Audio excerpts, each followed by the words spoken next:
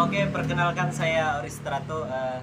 Saya ini siswa magang ya Pak ya? Siswa magang. Siswa magang bersekolah di SMK Yaparbel 2 Tanjung Pandan. Itu kalau first impression ya, first impression dari kami sebagai siswa-siswi Pak ya. Iya. Kurikulum Merdeka tuh gini Pak, dia tuh lebih ke apa? Banyak praktek Pak. Kurikulum Merdeka ini Pak ya, lebih banyak kelemahan sih Pak. Lebih banyak kelemahan dari sisi siswa, sisi sekolah, atau dari sisi Sisi kurikulum. guru. Sisi kurikulum. Perenggu, jangan lupa subscribe, jangan hanya krip-krip. Anggap di kamera di depan kan. Oke. Menurut kabar evaluasi, bagaimana tingkat Kesulitan. kesulitan? Ini kita masih bisa menyebutnya Kan pro dan masalah- kontra kan- nih, Pak. tadi kan ada masalah sekolah, Sekolah, guru, guru, siswa, sama tugas kurikulum. Iya, ternyata masalahnya di kurikulum. masalahnya di kurikulum. Tapi itu kita masih bisa menyebut pro dan kontra Pak. Oke. Kurikulum, karena apa, kurikulum ini baru berjalan 1,5 tahun Pak. 1,5 tahun. Jadi tapi siswa itu kebanyakan ngeluh sih Pak. Kalau di tempat aku sekolah itu, tapi siswanya banyak yang ngeluh. Karena walaupun ya Pak ya, walaupun katanya ini Pak ya, entah itu pro atau kontra, kalau menurut aku sih pro Pak. Karena gini Pak, misal kita rajin sekolah, terus kita sering bikin tugas, terus kita pokoknya baiklah sama guru apalah Pak ya. Terus tapi kalau misal kita dalam artian kita tidak mengikuti proyek P5 itu, kita dipastikan tidak ikhlas. Proyek P5. P5 berarti di P1, P2, P3, P4. Benar. Apa tahapan awal untuk sampai ke P5? Tahapan awal ya Pak ya. Aku kurang P1 aja. Aku kurang tahu sih Pak. Tapi lebih populer, lebih ngetop P5 aja. P5. Pokoknya P5 harus itu P5 harus dikerjakan. Proyek, harus buat proyek. Nah, gimana kita melihat ujian? Ada ujian? Ujian ada Pak. Dia tuh gini, dia tuh baik belajarnya banyak, terus prakteknya banyak juga gitu. Tapi kalau misal prakteknya nih, dia pergi misal kayak study tour Pak. Study tour. Ya. Artinya kita melihat lapangan, melihat lingkungan sekitar. Kalau zaman aku dulu ya Pak ya, aku kan nih pernah nih jadi ketua OSIS nih Pak ya, di SMP selama kurang lebih 3 tahun lah Pak. SMP mana itu? SMP Negeri 1 Dendang. Negeri 1 Dendang. Dari selatan ke barat. Dari timur ke barat Pak. Dari timur ke barat. Ya. Jadi gini Pak, dulu itu zamannya aku jadi ketua OSIS itu, study tour itu kayak kita lebih untuk ini Pak, lebih kita menambah wawasan. Dulu study tournya kalau di Belitung ya Pak ya, Bukit Pramun guys. Itu tuh Bukit Pramun tuh kayak menyangkut dalam IPA Pak. Kan Bukit Pramun kan kayak gini Pak ya. Jadi itu menyangkut ke dalam bidang miring Pak, IPA. Geografi berarti. Geografi. Ya. Terus kalau untuk SMK apa hubungannya dengan geografi? Banyak sih Pak. Oh itu. Banyak. Itu tergantung dulu, apalagi yang misal jurusan desain komunikasi dan visual, banyak nih visual apa yang ini geografi apa segala macam. Kalau akuntansi? Akuntansi itu tidak terlalu berhubungan Pak. Tapi kalau misal untuk kurikulum Merdeka nih, itu berhubungan Pak. Walaupun kita jurusan akuntansi, yang namanya studi tour itu pasti berguna apapun jurusan. Apapun jurusannya sebenarnya Pak. Oke. Tapi kalau apalagi ini misal Pak ya, kurikulum Merdeka, itu lebih ini lagi Pak, lebih ditekankan lagi tuh Pak. Dalam artian gimana ya Pak ya? Kayak lebih efektif aja gitu Pak. Karena setiap proyek itu ada sisi geografinya, ada sisi biologinya, ada sisi broadcastnya, ada sisi desain grafisnya. Tapi kita kan harus manajerial, itu harus pakai akuntansi juga ya. Iya benar. Kalau kita punya menganggarkan budgetnya berapa, benar. Proyek ini, ada keterkaitannya. Ada. Gitu ya. Jadi mixing gitu. Mixing. Apa namanya dicampur gitu. Benar itu Pak. Di tour di mana aja yang kalau untuk jurusan SMK. SMK ya Pak ya. Kalau misal aku nih jadi ketua OSIS nih Pak ya.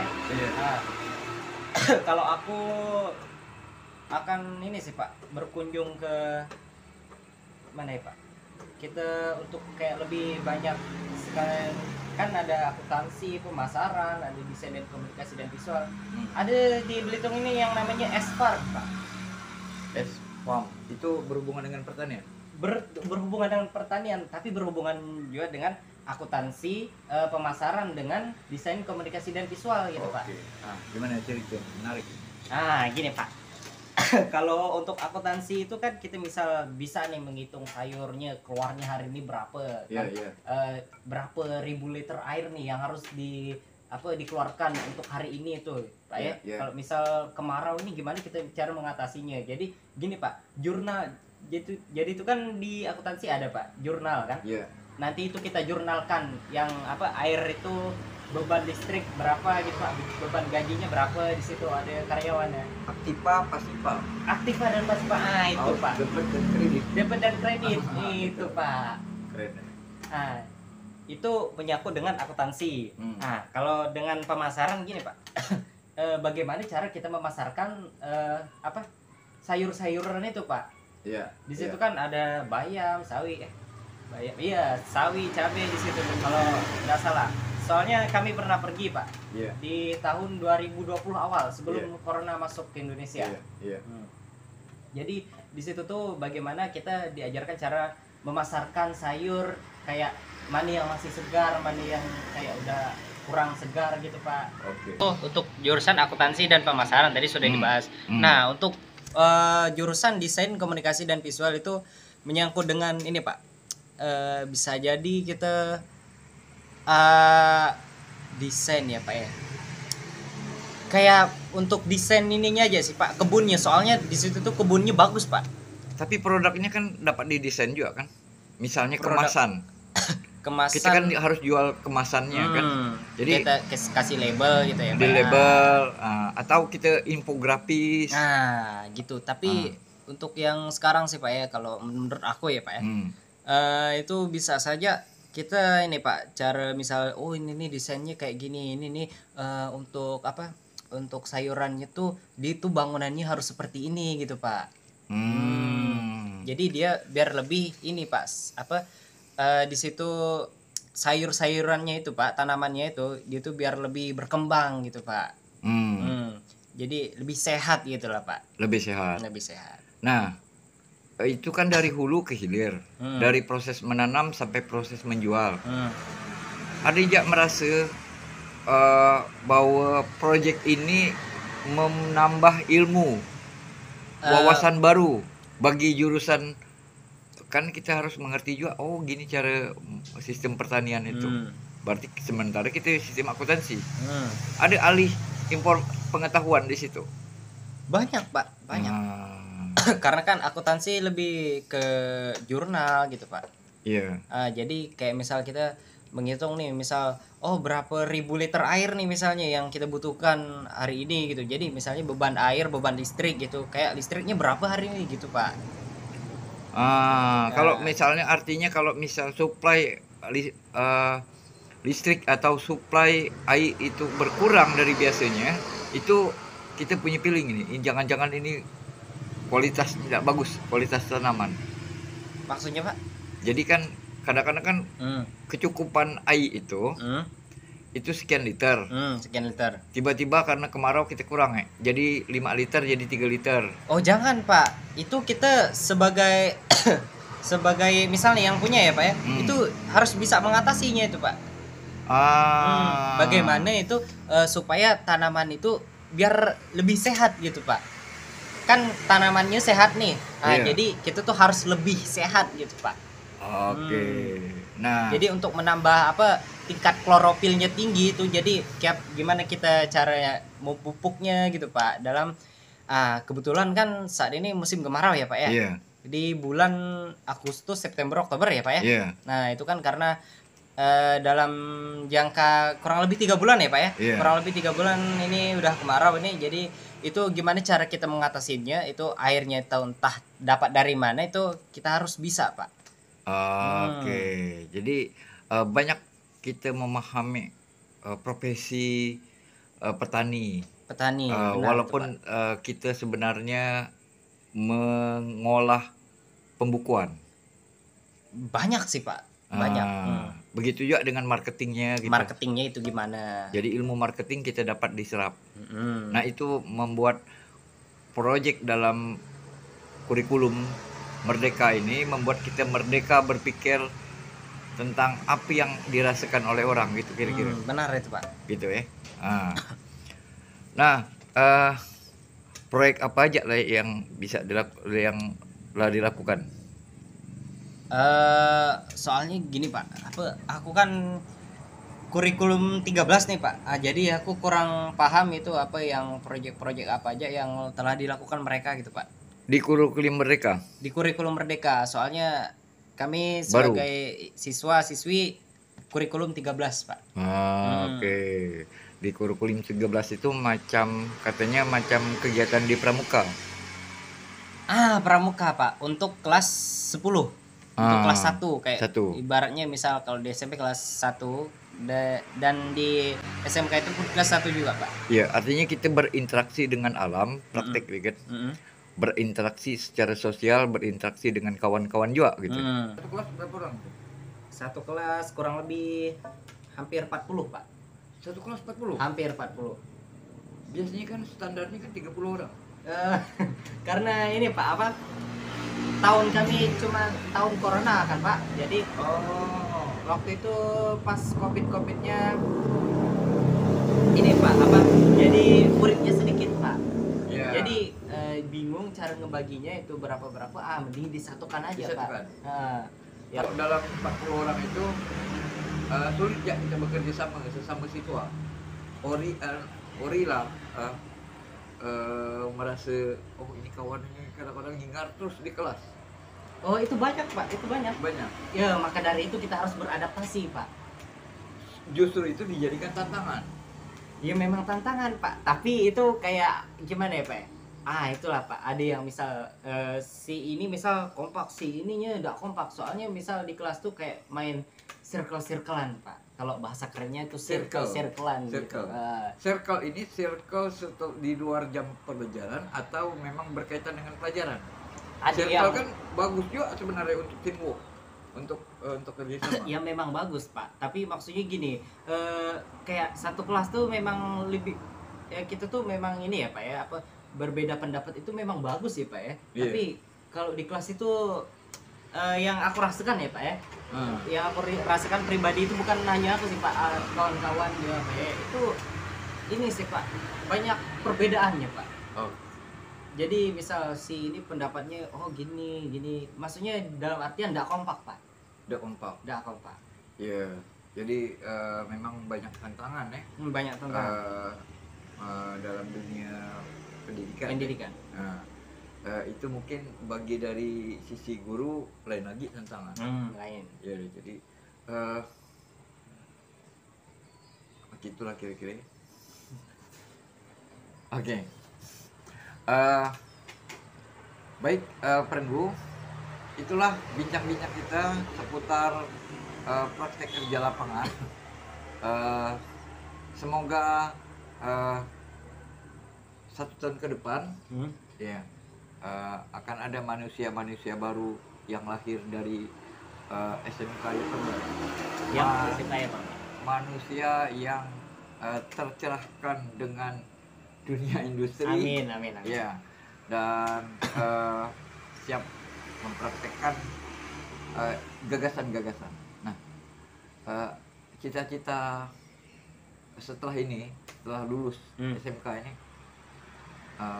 kemana ya arahnya? Konsisten dengan akuntansi atau ingin berubah haluan sih, Pak. Iya. Passionnya Arman senangnya di dunia apa? Senangnya ya, Pak. Apa dunia hiburan? Karena kan banyak muat YouTube dari situ kan dapat entertain ya, Pak ya. Atau dunia hitung-hitungan macam akuntansi. kurang sih Pak sebenarnya. Hitung-hitungan Kurang. Kan banyak duit itu, mau duit. Itu sebenarnya ini sih Pak apa? Aku kalau di akademik itu kurang. Di akademik itu kurang. Pak. Kurang. Tapi kalau misal di non akademik itu banyak Pak aku. Makanya milih lebih banyak di Entertain bisa. Okay. Jadi kalau misal bagian-bagian IT bisa. Iya. IT bisa. Jadi kayak aku kan suka IT gitu ya Pak ya. Yeah. Jadi aku memutuskan untuk praktek kerja lapangan di Dinas Kominfo Pak. Yeah. Oke. Dalam dialog salah satu podcast yang ada di YouTube yang diasuh oleh Gita Wirjawan, menteri, dia nyebut tadi. Nah, sesuatu itu harus diawali dengan rasa bahagia, rasa kesenangan. Kalau kita senang dengan bidang tertentu, produktivitas kita akan tinggi. Benar. Nah, kalau kita mampu mengendalikan emosi, emotional quotient, kecerdasan emosi, kita tidak mudah dibajak, rasional pemikiran kita dibajak oleh perasaan halu, baper. Benar. Tidak gampang frustasi. Iya. Malah itu menjadi motivasi. To be wise itu adalah masalah kecerdasan emosi. Kalau kecerdasan rasional kita ngitung. Aku untungku lebih banyak begini itu. Jadi yang kita perlukan itu adalah bagaimana rasionalitas kita tidak terlalu sering dibajak oleh emosi. Membaca buku sekarang ini ya. Itu berkorelasi lurus atau berbanding lurus dengan indeks kebahagiaan. Makin tinggi kebahagiaan suatu komunitas, masyarakat, makin cenderung dia membaca buku. Ini berbicara tentang neuroscience itu ya. Masyarakat yang bahagia itu, mereka lebih produktif itu. Meskipun kelihatannya lebih santai itu. Gimana supaya kita bisa memupuk kapasitas komunitas? Sejalan dengan pertanyaannya Mas Gita tadi, bagaimana kita mengikat kelompok itu? Narasi memang yang bisa mengikat kita lebih banyak gitu, ya. Secara biologi, kita tidak dirancang untuk kerjasama. Kita dirancang untuk berkompetisi. Gitu. Tetapi karena manusia itu akhirnya menemukan cara bahwa kerjasama itu bisa membuahkan sesuatu yang lebih produktif bagi manusia gitu. Akhirnya manusia merancang atau kognisi manusia tentang kerjasama itu berkembang gitu ya. Profesi apa yang kira-kira sesuai dengan hobi atau kesenangan? Senangnya di mana gitu? Aku sih banyak Pak, musik pun ayo. Musik ayo. Oke. Soalnya aku kebetulan nih sering juga Pak manggung gitu. Oke. Main apa gitu? Piano Pak, keyboard. Oke. Kalau kita coba. boleh. Nah, kebetulan kita ada keyboard untuk menyalurkan hobi. Nah, kita recek dulu. Oke. Kita cek sound. Yuk.